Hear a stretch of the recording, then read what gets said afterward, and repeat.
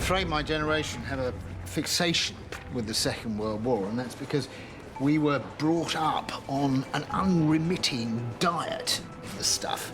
Shiver me flipping timbers, lads. Now's our chance to give these Nippon noodle noshers a touch of the old commando crunch. My father fought in Burma, and from what I know, the reality was rather different from the adventures in the comics I read when I was 6. In December 1941, when Britain was fighting for its survival against Nazi Germany, a new empire in the East entered the war.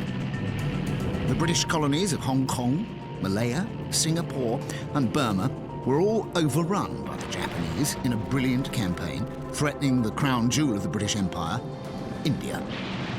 Churchill raised an army of 1 million men to fight back. These men not only stopped the Japanese advance, eventually they defeated them, turning the tide of the war in the East. By Shinto, the white pigs are too strong for us. Retreat. But unlike Captain Arakan, most of the men that fought in Burma were not white. Elwyn Rhys-Jones was a medical officer with the Gold Coast Regiment, and the men he served with were West Africans. This is the story of that forgotten army.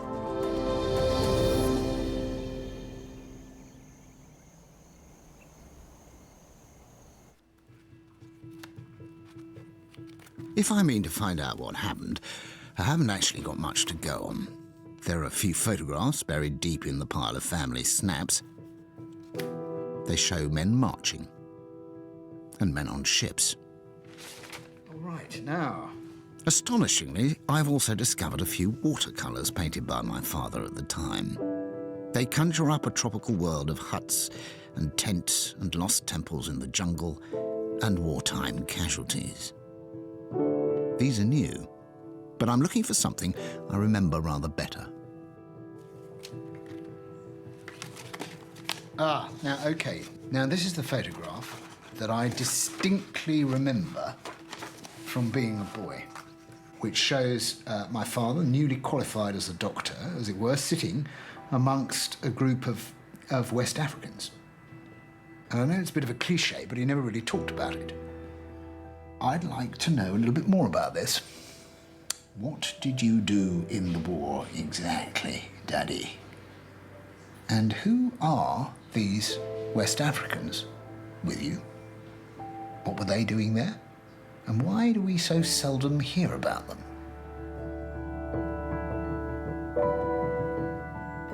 My father died in 1989, but my mother Gwyneth is still alive.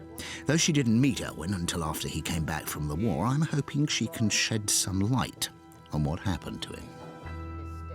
You say to people, my father went to West Africa, and their eyes pop out of their head, and they say, what were West Africans doing in West Africa? They were going to West Africa to take troops to Burma. I've never been clear about whether he was actually involved in fighting. He actually went with the men, so he told me, into battle. But you see, I've never heard that. I never knew. But I must have asked him, what did he do? And that's what he told me.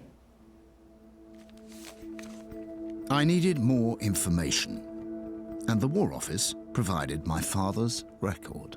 The identity card for the army in India.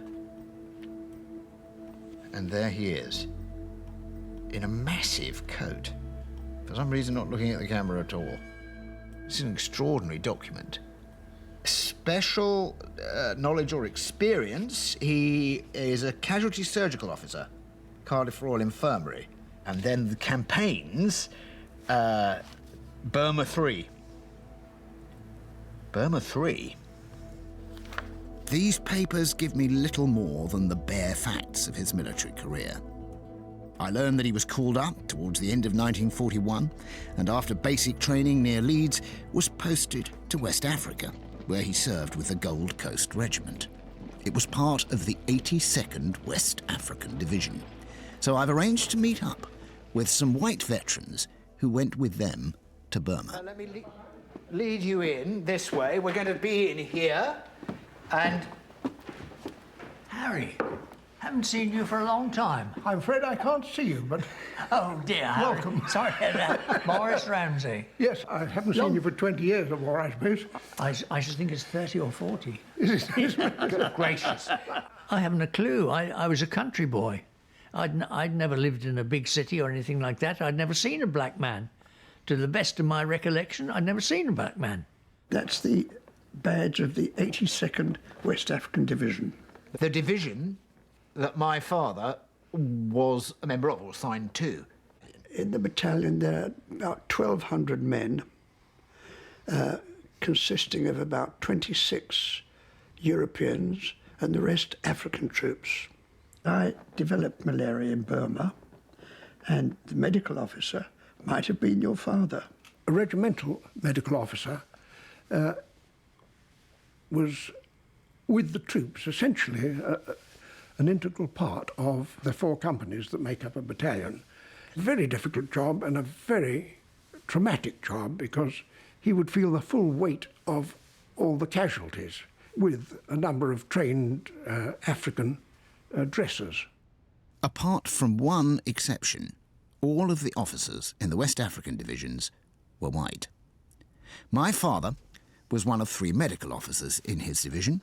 He looked after 3,000 men, and the vast majority of these were black Africans.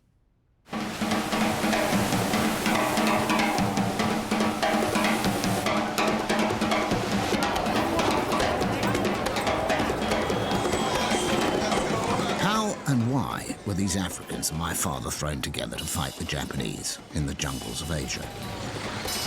I've come to where my father's regiment was raised, in Ghana. When he came here in 1943, this was a British colony called the Gold Coast. The idea that Britain is on its own in 1940, of course, is a myth. It might have been on its own in Europe, but it had a vast empire. It was an empire which was constructed on race: white superiors, black inferiors. And I don't think many people questioned that. I mean, they thought of it as part of the wallpaper of the modern world. West Africa becomes more important in wartime because the empire would be mobilised to protect itself as well as Britain. This was a huge military power on a global scale, scattered around the world with garrisons and, of course, manpower to fight the war.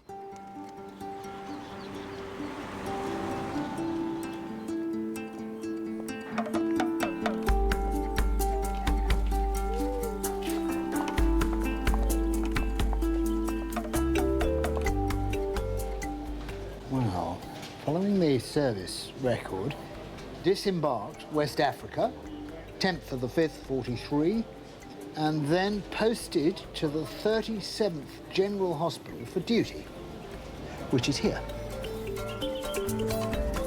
My father had just qualified as a doctor in Cardiff, and despite a course in London, he can't have had much first-hand experience of tropical diseases. Hello? Dr. Stephen O'Day runs a clinic in Accra. He's spent a lifetime working in tropical medicine. He's also made a study of the West African divisions and their part in World War II. The usual battle with malaria, yes. Those with resistance shake it off very easily, but it does kill, particularly young people. But for the British Army, for an army in battle, malaria was a problem because people became unfit to fight. Yeah, because they did not have any resistance to malaria whatsoever. But when the West African troops reached Burma, they went with them, they took along with them their resistance against malaria. And that's one of the reasons they were sent to Burma, because they could handle the terrain and the environment better than the British soldiers. I read from a surgeon, he said, when you considered going into the jungle, a doctor felt 50% defeated already. Yes, that's right. The Burmese jungle was one of the worst theaters of war during the last war. In the heat and the humidity and so on, it is a breeding ground of bacteria of the salt. So when it came to surgery, it was not just a question of operating on the war casualties by developing infection, by developing other post-operative problems and so on, the person dies. My father arrived here, and he would have a big learning curve to come up to speed on tropical medicine. Actually, his station will have a clutch of people around him. Male nurses, medical orderlies, Yes. stretcher bearers. They were the mainstay. Medical orderlies could be so good. When the medical officer came from England, the medical orderly trained him to be able to handle the local conditions. My father retained a great affection for his team. He must have come to rely on the training and experience of these men surrounding him. But I wonder if there are any still alive in Accra who might have memories of this war or of him. The British High Commission in Ghana have organised a special dinner for Gold Coast veterans. How old are you now, Freddie? I'm 91 years. 91 years old? All right, since Okay. February 1922. Okay. He was very young at the time. Yes. He joined. He was 24, I think, when he started. One of the veterans, Kofi Norte, served as a medical orderly in my father's regiment. This is a photograph of my father.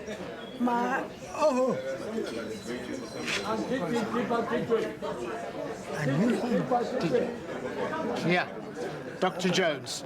He worked in the military hospital here. Yeah. I was here before we went to the Yeah. So I know him very well. I was among men who, the trainers that we are going to. I know him very well. That was the medical officer for your brigade? Yeah, he looks a little bit like you, but he had a very broad face. Yes. He did, yeah. He was a man who wouldn't tolerate rubbish. He didn't tolerate rubbish. You can't argue with him. No. He was a little bit harsh. Harsh, was he? Okay. Well, that's slightly how I remember him too. He could be quite strict. It's a remarkable experience to meet these gentlemen, to meet these old men, most of them in their 90s, who seemed, I mean, they're just wonderful men. The Kofi in particular was such a wonderful, gentle soul. He worked at that hospital as a medical orderly under my father, but it is extraordinary to meet that tangible link with the past.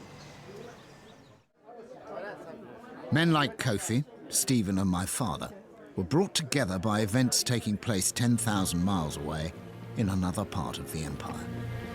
The enemy swept on to central Burma along the road to Mandalay. We just need to cast our minds back to 1942 to realize the enormity of what had happened. All of a sudden, the Japanese had destroyed British control of Burma. By May, the Japanese had reached right up into the borders of India, the great jewel in the crown. And the feeling of threat that was engendered in India was intense.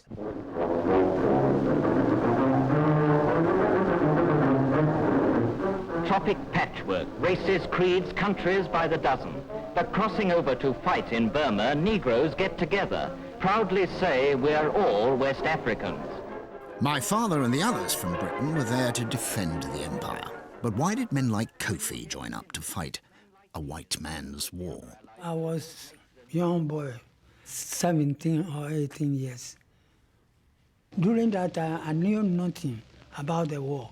I was fitting shop. We are working, and I heard drumming. Boom, boom, boom. Marching. They are marching. So I run away and go and look.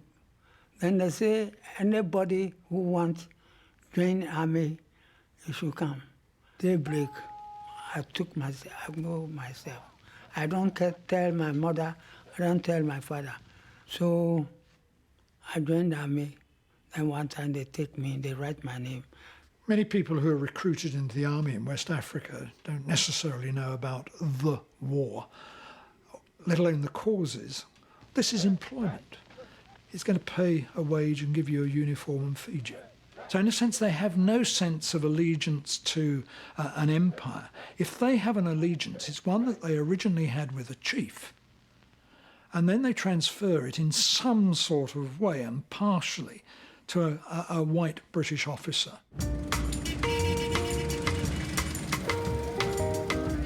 Recruiting was only the first step.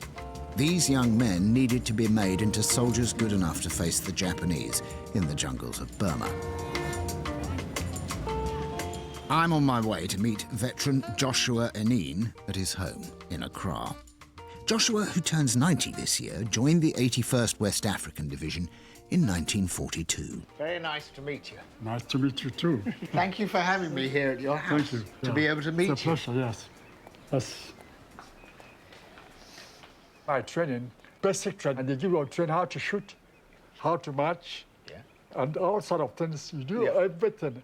Acrobatics, you have to scale on the wall with your rifle, so many things. Was that a tough time in basic training?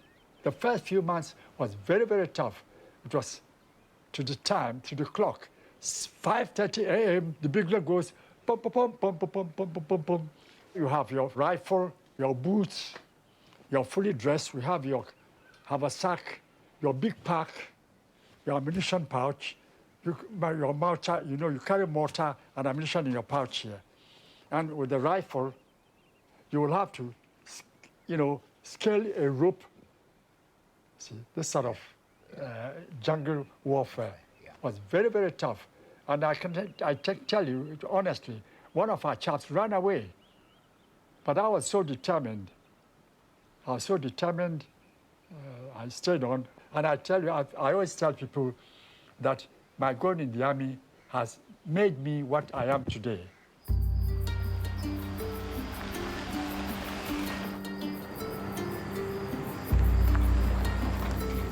Joshua told me how the West African divisions, including my father, were taken for intensive training. For Joshua, this was to take nearly 6 months. Here in central Ghana, the modern equivalents are still going through it today. 1, 2, 3, 1. There was a sort of thought in Whitehall that Africans lived in jungles. In truth, most of the recruits were born, bred, and grew up in grasslands. And so the jungle was a completely new thing to them. 1, 2, 3, 1. Before World War II, the West African regiments were primarily a local militia used to help maintain order and patrol the borders. But High Command believed that what the West Africans lacked in battle experience was made up by their willingness to follow orders. And perhaps more importantly, their tradition of head carrying gave them a unique ability to transport supplies through the difficult jungle of Burma.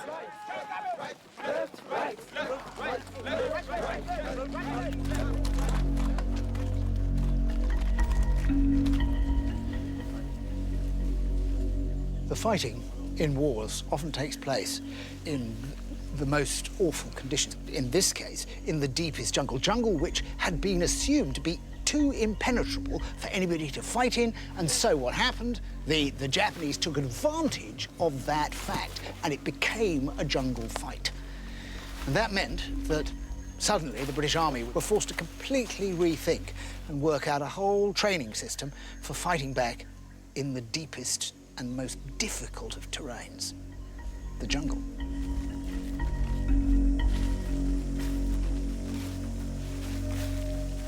Well, we're on ambush training, and now we're approaching a sort of clearing in the jungle, I think. To be honest, I'm not sure what's going on at all. But I imagine that was pretty much what war was like as well.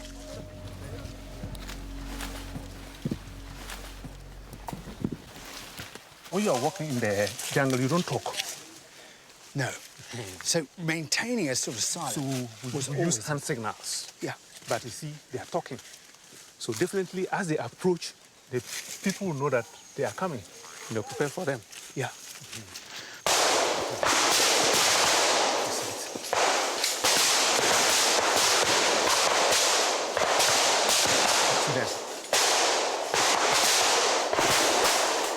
there. You can see them. We can't see them. Look at him. Look at him. Look at him. We can't see them at all. We're effectively dead. Look at one there. Yeah. Look at one there. Yeah. Those who went, if you are not lucky and the blood doesn't touch you, you stay on the ground. Then crawl to safety. Veteran Stephen Mingle remembers the brutality of his jungle training. The jungle training was all about warfare. Guns are being shot at certain height, and you crawl under the gunfire with your big pack and everything behind your back. If you raise up your head, you will die. But we lost 2 soldiers who raised up their head and they received gunshot wounds and died. Born fit, toughened by the toughest climate in the world, their muscles are still not strung taut enough to face jungle warfare. Veteran Joshua Neen completed his jungle training in the summer of 1943. 70 years later, he's still remarkably fit, and he's agreed to travel back to Burma with me to share his experiences of the campaign. While my father and the 82nd Division remained behind, still training in Africa, Joshua and the 81st were assembled at Lagos in Nigeria and sent to war. News got around that we are moving tomorrow for Burma, India, to fight the Japanese. And those who were frightened ran away. How did you feel as you set off?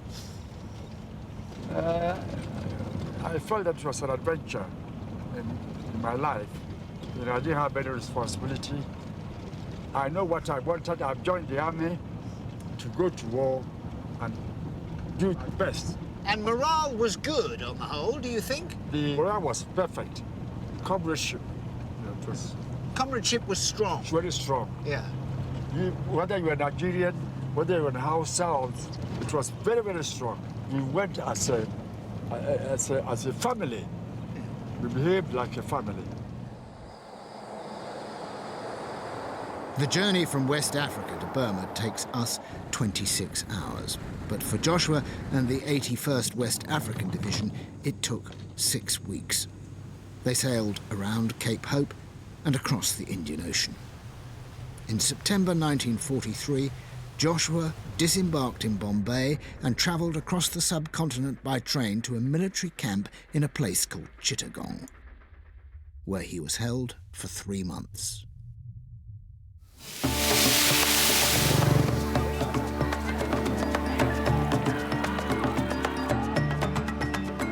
The country that Joshua and my father were preparing to fight for had been part of the British Empire since 1886. It had taken the British 60 years to conquer Burma. They forced the last Burmese king into exile and made Burma into a province of Imperial India. The colonial regime quickly left its mark on the entire place. Even here, at Burma's most sacred site, the Shwedagon Pagoda in Rangoon. 2,600 years old. You almost can't look up at the main pagoda because the 5 tons of gold leaf and gold plate reflects so much sunlight that it literally dazzles you.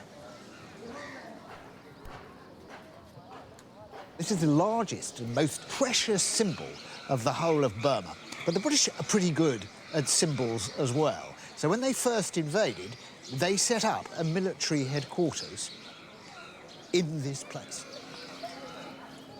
By the end of the 19th century, the British Empire had reshaped the capital of Rangoon in its own image. This abandoned building, the Secretariat, was built as the great colonial seat of power in Burma. I've come here to meet Tant Mien U to find out what the Burmese felt about their country becoming a battleground between the Japanese and British empires. Here, the sort of colonial regime was very much born as a military occupation. In the 1880s and 1890s, there was an enormous resistance to British rule that was put down at the cost of thousands of lives, hundreds on the British side, thousands on the Burmese side. I think it was very clear that Burma was seen strategically as the country that was going to protect India's eastern flank. and as a possible sort of backdoor to China, as well as a place to make profits in its own right. So the Japanese march in to Rangoon. What was the attitude of the Burmese population? There was a core of Burmese nationalists who would turn to the Japanese, who came in with the Japanese during that invasion, were very excited at the prospect that British Empire was falling and there was a chance for independence. And so thousands of people rallied to this new Burma nationalist army that was set up by the Japanese.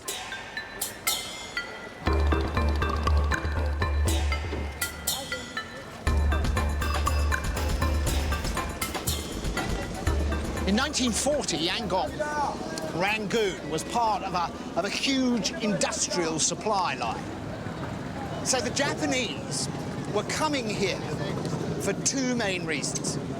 The first was to try and stop American supplies getting to their long-term enemies, the Chinese, with whom they've been fighting a war since the early 1930s. And the second was to get hold of oil and rubber. And these industrial products were what they came to this largely agricultural country to fight a huge battle over.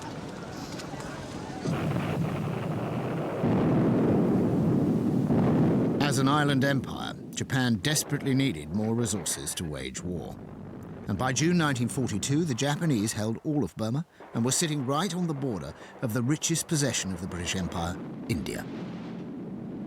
The following December, the British tried to strengthen their position by counter-attacking the Japanese in Arakan, a mountainous jungle territory that ran along the Bay of Bengal from southern Burma up into India. But their campaign ended in humiliating defeat. A year later, they tried again, and this time the 81st West Africans were sent in too.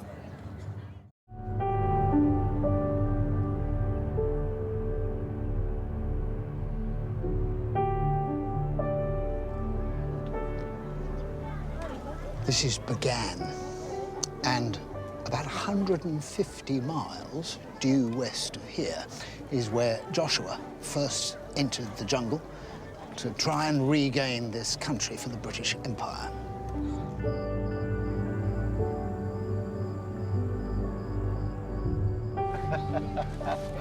Here we are. Come and meet some of the people. Hello, how do you do? How do you? My name is Joshua. When Lance Corporal Enin arrived in Burma, a meeting like this would have been highly unlikely. Many of the people living in the country sided with the Japanese. Thank you very much, everybody. Thank you. Thank you for your help. Thank you. So, the army never went near the villages? No, we always camped so many miles away from the villages. But occasionally you would see Burmese people. Well, we see them occasionally. Yeah. When they pass by with their bullock trucks. And what did I mean, generally they kept out of your way? Yes, and they were asked to keep out of our way. That's right. That's what. Right. Yeah. And you were asked to keep out of their way? Their way. Why? That's right. Because we were afraid there might be some informants amongst them who might communicate or inform the Japanese about our movements. Today, this region is called the Rakhine State, and there's been serious fighting between Buddhists and Muslims, and we can't film exactly where Joshua went. But we can get to the jungle on the other side of this mountain range, which is very similar terrain to where he faced the Japanese. We are what we call the lead attack, where we are going to pass to attack the Japanese. There were cliffs covered in jungle. Yes. And rivers running through them. True, yes. And these dogs, this, what do you call this? Hyena. Are they hyena? They are dogs. Yeah. They are all over the place. And very short snakes. Arakan was a remote, difficult to access region. It was jungle, it was mountain, climate, disease. There were very, very few routes. And troops who were thrown into it had to overcome not just the Japanese, but this extraordinary terrain. Well, we will have the observation men look at the place, survey the area. They would give us instructions. Once they've surveyed and they've had information about the enemies, their location, they would give us the instruction, and then we would plan our movement routes. Right. And that was all the platoons setting off individually with instructions coming from signallers saying, you're going to have to go round that hill there, go round the jungle there, come up that cliff there, and prepare yourself because the enemy are on the other side. That's right. Men who lived in up-country villages, who had worked the land. Many West Africans were infantry soldiers, but even these fighting men had to carry all of their equipment through dense and hilly terrain. For Private Alfred Asharife, these grueling marches in the humid jungles proved too much. We walked in the jungle, my full march order, big haversack and my rifle, and this place my machete, 2 pouches here, full of ammunition. And all this, my hat and everything. When I got tired, I couldn't march again, I couldn't follow. I haven't got the strength, the stamina to walk. I fell off. And when I walk, I'm feeling dizziness. So I fall down and lie. I couldn't walk again. So my company left me in the bush. They just leave it. They come and take my rifle. I alone in the bush about 1 good month before another 82nd Division come and meet me. That's my moment that God has saved me. This is a patrol just setting out. The men are often out on reconnaissance for 5 days and nights on end. In the jungles of Arakan, Joshua and the 81st, alongside 2 Indian divisions, encountered the Japanese for the first time. The fighting was brutal and often hand-to-hand. At one point, the Japanese overran an Allied field hospital and murdered 35 unarmed medical staff and their patients. It was a bruising initiation for the West Africans, but despite heavy casualties on both sides, for the first time, the Allied forces overcame their ferocious enemy. The Japanese fled, leaving 5,000 dead in the field. But the Japanese were not about to accept defeat. A month later, they launched a full-scale invasion of India. While Joshua and his comrades held Arakan, the mass of Japanese troops struck further north, attacking from central Burma the Indian towns of Imphal and Kohima. A garrison of British and Indian infantry dug in and held on to a hill position overlooking the town. It's important to understand Arakan, Imphal and Kohima as a single campaign. It was a part of a single Japanese strategy to break into India and to topple the Raj.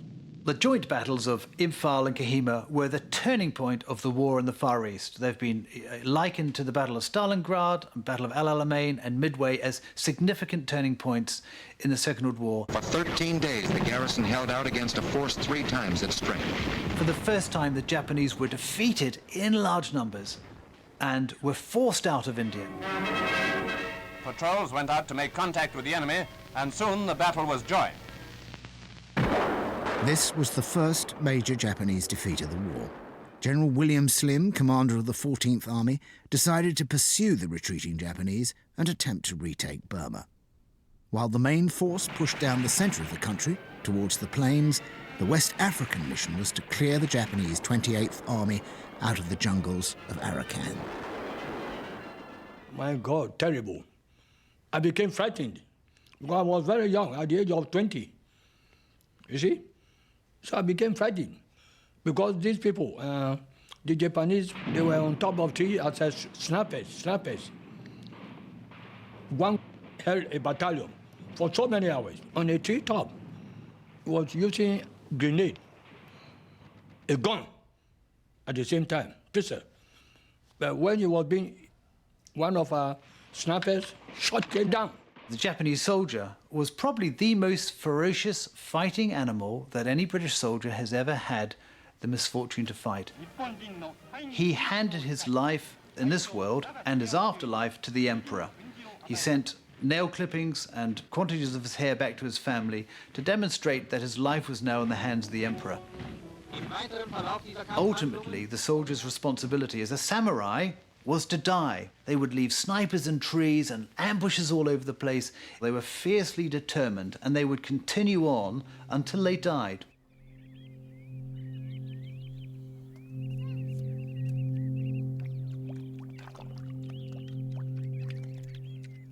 By the time my father and the 82nd Division arrived here in December 1944, Joshua had been in the jungle for almost a year. And while his fighting was coming to an end, my father's was just beginning. Walking in this countryside, my father's watercolours come alive. I realise that I'm seeing the same landscapes that he painted all those years ago.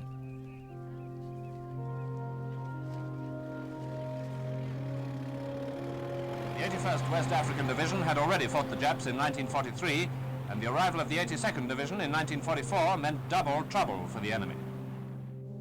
There's an entry in the service record which says, entered concessional area. I had no idea what that meant, but it means he enters the war, the battle area. I don't know why I found that so chilling when I first read it.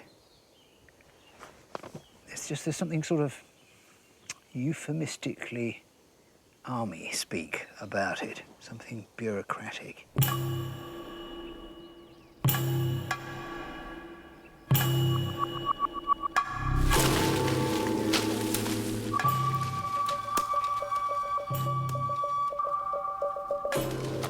This is the Burmese hill jungle.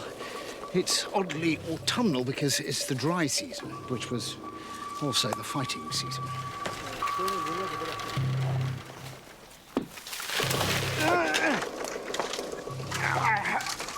Sometimes the going was pretty difficult.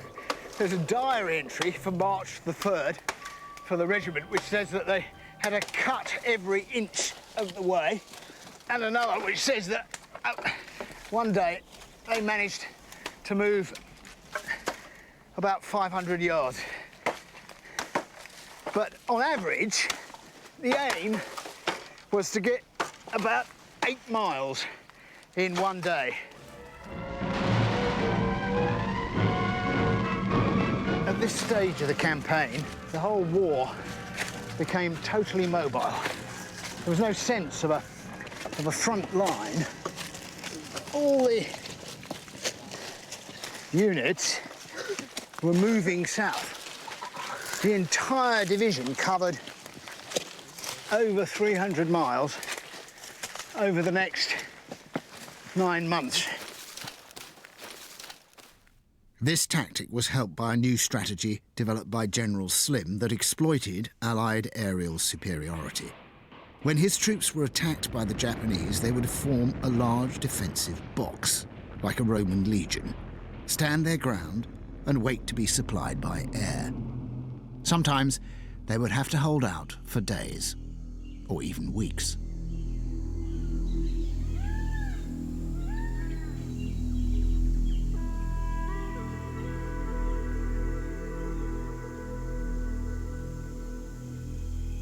By all accounts, the night wasn't a particularly restful time. For one thing, the Japanese had a habit of attacking at night.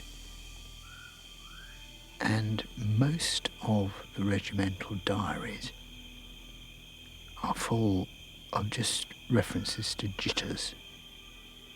Just the one word, jitters.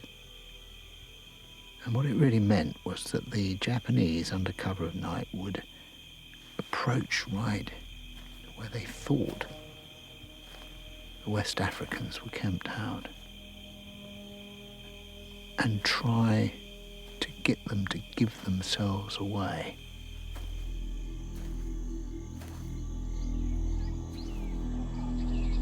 My father told me of a terrifying time when he was left alone in the jungle at night looking after casualties. I've also found evidence in the regimental diaries that puts him right in the middle of a fierce battle. By 1945, his division had cleared the enemy out of half of Arakan, but the Japanese were fighting a bitter rearguard action. When the 82nd moved to block their retreat at a place called the Ann Road, my father's brigade were completely surrounded. The enemy brought up more artillery and they brought up tanks, more mortars. They let 2 brigade have it. That's the 2nd Brigade. That's the brigade that my father was in. All attempts to gain the road were met by unyielding enemy resistance. The Japanese responded with continuous counterattacks and jitter parties. Some of the shelling caused heavy casualties in the brigade headquarters staff, aggravating the situation.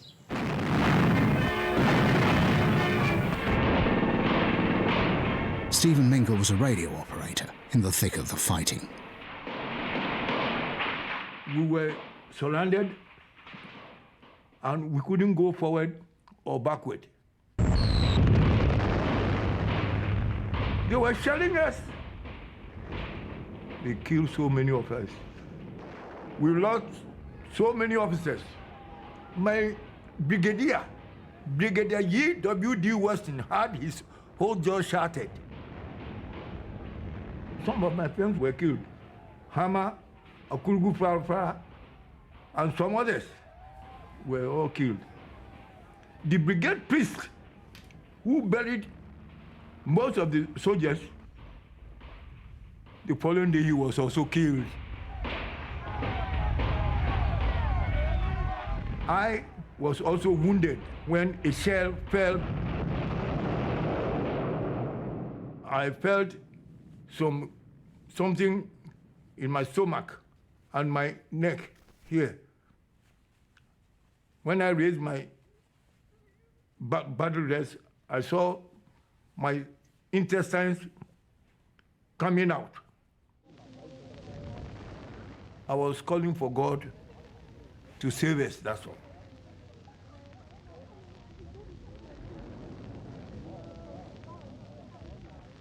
My job is, I'm stretcher bearer.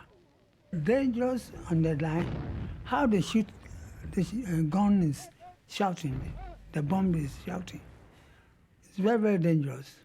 If you don't take care, you too will get it.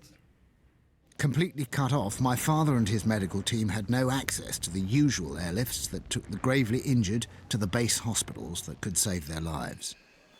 I'm meeting with Tom Hammond, an ex-Royal Marine commando and army medic in Iraq and Afghanistan, to try and find out what my father would have faced in the middle of this battle. Tell me what essentially his job under those circumstances is then. It would be, let's just get a semi-secure position. Might have had a jeep, a little bit of tentage, and a few boxes of supplies, and then the guys would be brought back to that position. In those circumstances, what sort of wounds are you getting from being shelled? Massive high-velocity injuries, so arms and legs can get taken off. Penetrating injuries from the shrapnel, you're going to sever arteries, huge catastrophic bleeding. You've then got head injuries and chest injuries, and your major organs get damaged. You're in a real tricky spot. What my mother told me was the worst thing that he felt he had to do during the war was, say, leave him, take him. But under these circumstances, they're unable to pass on the really severely wounded to surgeons further back. They have to try and deal with them there and there. They're going to be overwhelmed. So at that point, he's going to make the really difficult decision, which what your mum talks about, to prioritise who he can actually give some benefit, to. So, for example, if 12 guys come in, in one go, he can't deal with 12 guys all at one time. So he will look at the patients and he will kind of, triage them and say, you are beyond my help. Had that guy come in on his own... God, OK, because what I thought was that actually this was all about, shall we take him back to the hospital or just leave him or whatever, but this is actually, what he's talking about is an action like this, where effectively he's only got limited resources and he has to work out who he can help. He almost plays God, because he'll be legs hanging off, he'll have to tie arteries off. The guy that his jaw shot off, that's a horrific injury. His airway's going to be compromised, and where are you going to go with him? If you put all your efforts into that one guy, everybody else suffers. So he's now doing surgery with shells going off and mortars coming in and a constant stream of casualties. He'll be under fire. I genuinely think I've had a different point of view there on why people didn't talk.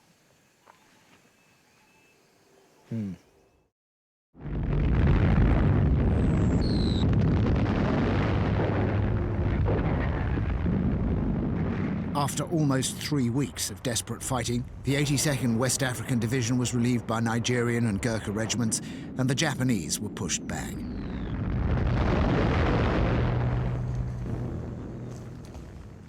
That horrific-sounding battle for the Anne Road was by no means the end of it. The West Africans seem to have continued to be engaged in a series of encounters with a pretty desperate Japanese force throughout April and into May. But by then, the war in the jungle was effectively over because they had captured the Arakan. The Allied victory in Burma was a massive blow to the Japanese, but they showed no sign of surrender. Slim's army of 1 million men now faced a brutal campaign to clear the Japanese out of Malaya and Singapore before invading Japan itself. On the 6th of August, 1945, the Americans dropped the atom bomb on the Japanese city of Hiroshima.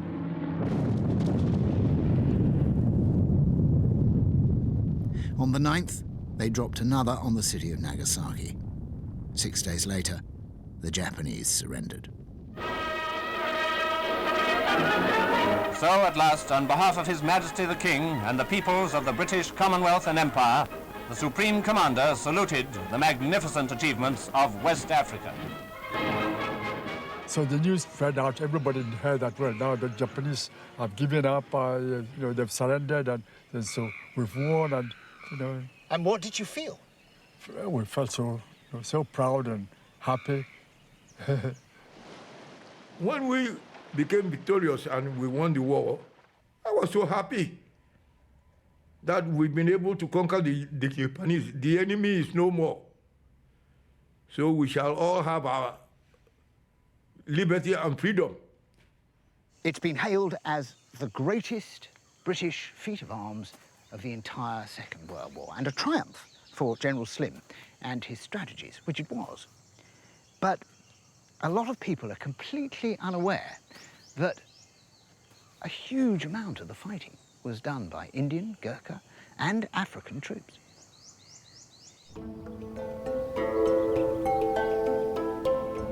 But what about Burma?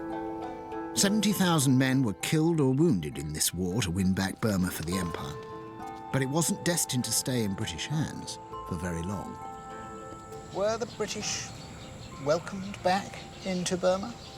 I think a lot of people were very glad to see the back of the Japanese, but at the same time the war had sort of ignited this extreme nationalist feeling, and I think once the Burmese had a taste, even if it was a sort of nominal taste of independence, it was going to be very hard to turn the clock back. For the Empire, Burma had been seen as little more than a province of India, and with the end of the Raj imminent, she had lost much of her value.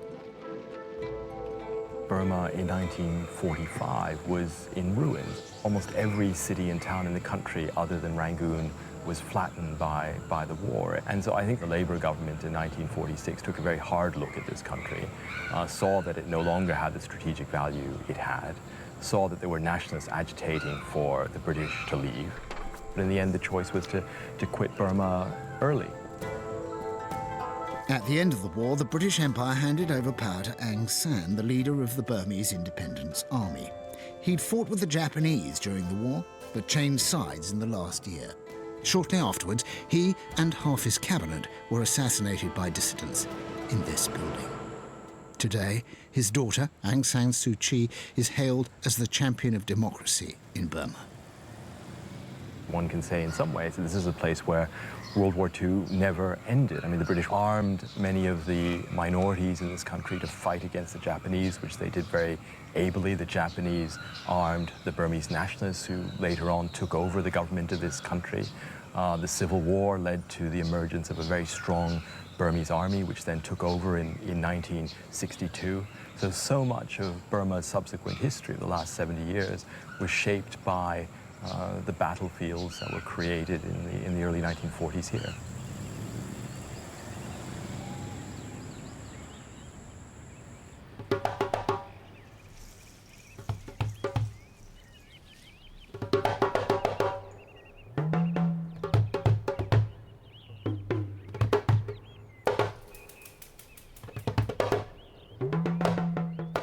Thousands of the men who died in the jungle were buried there. But they are commemorated in a war cemetery in Yangon. There are recorded the names of the 27,000 soldiers of many races united in service to the British Crown, who gave their lives in Burma and Assam.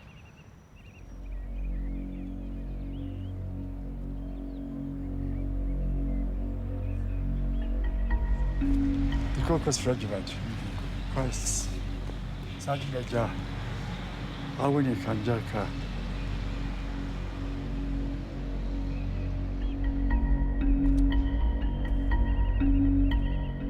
At the end of the war, General Slim, the commander of the Allied army in Burma, personally thanked the West African soldiers for their service. The whole of the regiment was lined up. Yeah. General Slim came. He came to congratulate, for all the things we've done, and that the Crown is not going to let us down. But whatever happens, when we get back, we are going to be fully compensated. Joshua and his comrades returned to the Gold Coast in August 1945.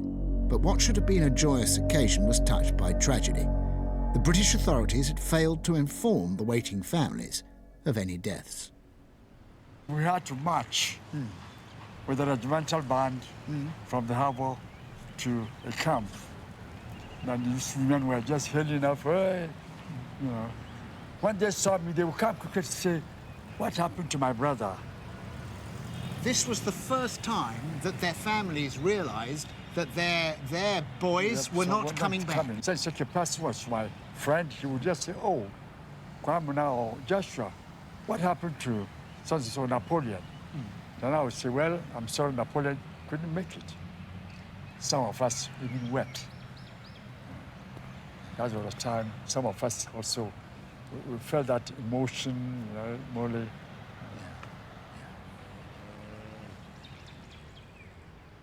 After the war, Joshua Enin went to university in Britain. When he graduated, he came home to Ghana and became a senior civil servant.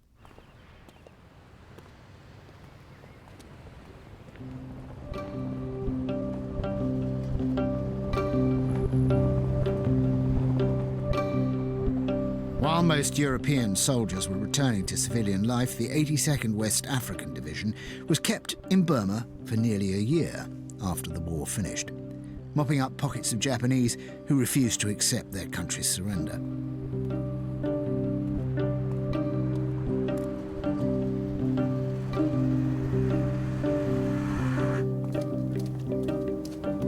In the summer of 1946, my father was still with them. He accompanied them on their journey back to the Gold Coast. Thank you very much. No. Good to see you again. I've come to say hello in your house. For stretcher bearer Kofi Norte, coming home was bittersweet. Thank you, thank you. How nice to meet you. If you are luck, you will come back. If you have not luck, my house, there, we are 4 brothers, and we joined the army. I come back. The rest, they don't come back. I don't want to see war again because it's hard work. It's not fine. I say war should come a country. No. It's not good. For veterans like Kofi, life after the war was very difficult. Inflation had driven up prices and jobs were scarce.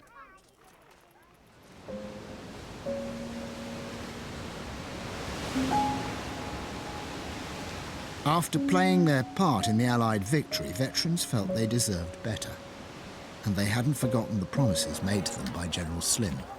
On February the 28th, 1948, Kofi and hundreds of the ex-servicemen gathered in the capital to voice their grievances. Well, we reach here. We haven't got gun. We don't come to fight. Nothing at all. We are going to see them. Government said we should come. Then a policeman.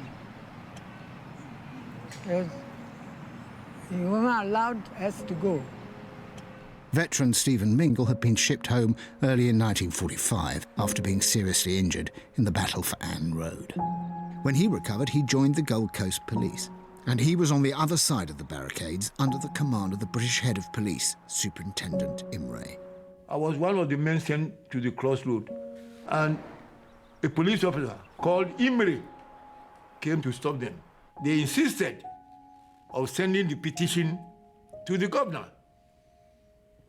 When he asked them to return, the ex-soldiers refused to go. Imray got annoyed, snatched the rifle from one of the policemen, and shot.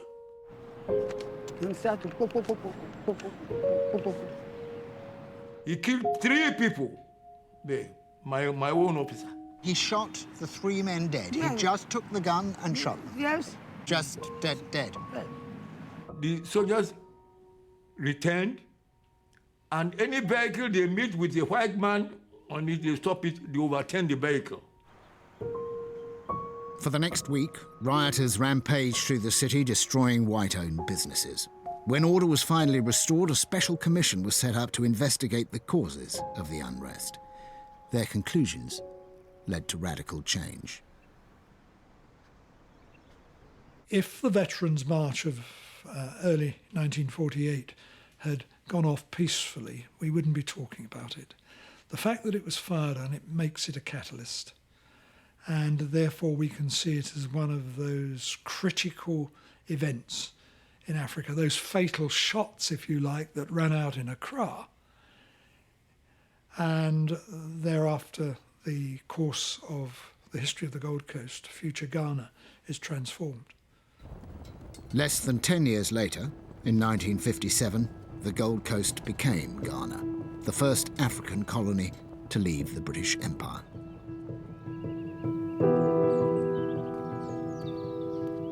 When my father returned to the family home here in Wales in 1946, he came back to a different Britain. The empire that he'd been sent halfway across the planet to defend was disintegrating. Within a decade, India, Burma and West Africa had gained independence. The Labour government had come into power, introducing a radical social plan which would transform my father's world. Elwyn would spend the rest of his life working as an NHS doctor. It isn't really possible for me to say whether the war changed him, but it must have affected him. It was something that I think defined his generation. They had, throughout their life, he had a sort of sense of moral duty, which now I envy. I don't think he would have wanted to make a fuss about it. He was ordinary. He liked being ordinary. He relished, when he got back, a simple, ordinary, secure family life. And having seen what he went through, I suppose I can understand that a lot more clearly.